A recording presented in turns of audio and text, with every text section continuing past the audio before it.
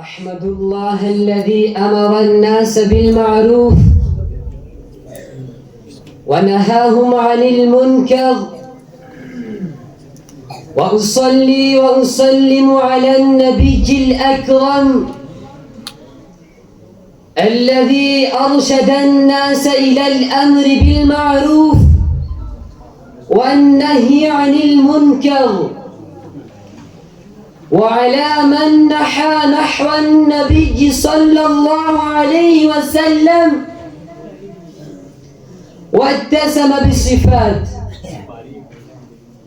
رجال لا تلهيهم تجارة ولا بيع عن ذكر الله وإقام الصلاة وإيتاء الزكاة، يخافون يوما تتقلب فيه القلوب والأبصار.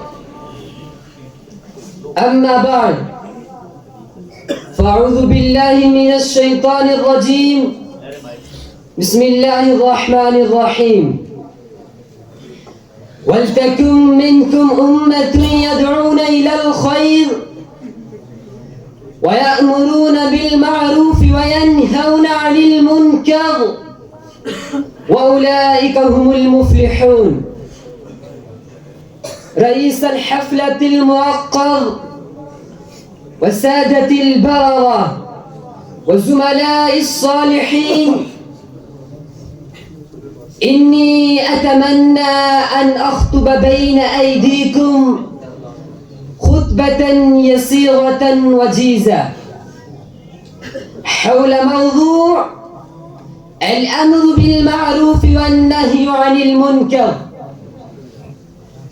فالالتماس منكم جميعا أن ترغبوا في السماع والعمل بالمعروف والزهادة في المنكرات. إخواني في الإسلام، الله الذي خلق الجن والبشر يريد أن يدخل عباده في جنات عرضها السماوات والأرض، لذلك هدى الناس إلى الصراط المستقيم والشؤون التي تهديهم إلى الجنة والرضوان. فقال تعالى في القرآن المجيد: ولتكن منكم أمة يدعون إلى الخير ويأمرون بالمعروف وينهون عن المنكر وأولئك هم المفلحون. إن هذه الآية تدل على أن المسلمين يجب عليكم أن يشكلوا فئة خاصة تأمر بالأمور الصالحات والخيرات وينهاهم عن المنكرات والفواحش والذنوب الكبيرة والصغيرة. عندما تقوم هذه الجماعة بهذا الأمر المهم، فعدد كبير من أفراد المجتمع البشري يستحق الجنة والآلاءها، وعندما تنصرف هذه الفئة عن وظيفتها يستحق عدد كبير من الناس العذاب الخالد والجزاء الدائم المرضي. أيها المستمعون الأكارم، ألا تعلمون أن أبرز صفات المؤمنين والمؤمنات أنهم يأمرون بالمعروف إذا وجدوا الفرصة وينهون عن المنكرات والفواحش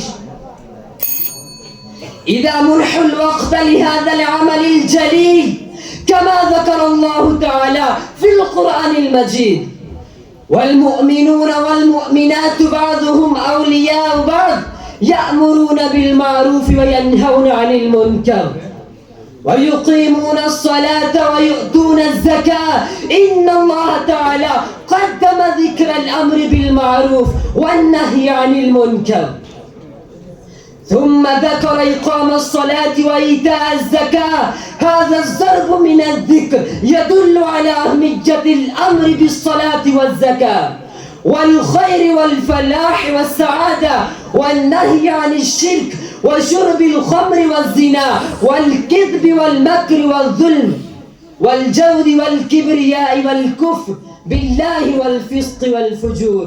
وبذا أختم كلامي، والسلام عليكم ورحمة الله وبركاته.